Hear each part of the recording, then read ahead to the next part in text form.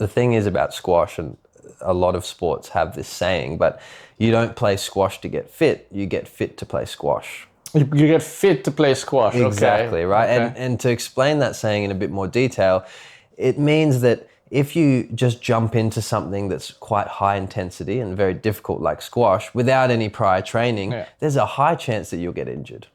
Gotcha. Right? Because you don't have the strength base to be able to handle it, right?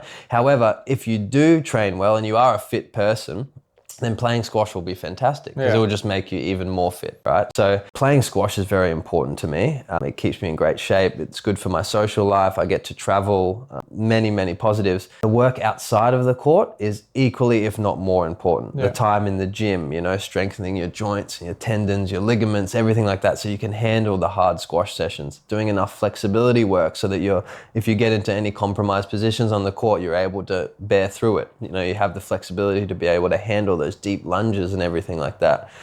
You need to be doing the saunas regularly for heat conditioning, but also for recovery. There's many things, you know, trigger balling, hips, stuff like that, seeing massage therapists. The list goes on and on and on. Having a good diet, taking the right supplements. There's so much that goes on outside of the court as well as in the court. And then to go even deeper into that, there's on-court and off-court work, and then there's your squash game, but then there's your inner squash game. Right? So your outer squash game is, you know, how I'm hitting the ball, my opponent, my tactics, you know, all the things in the physical world. But then the inner squash game is those emotions and the things that you're feeling and how you can keep those in check.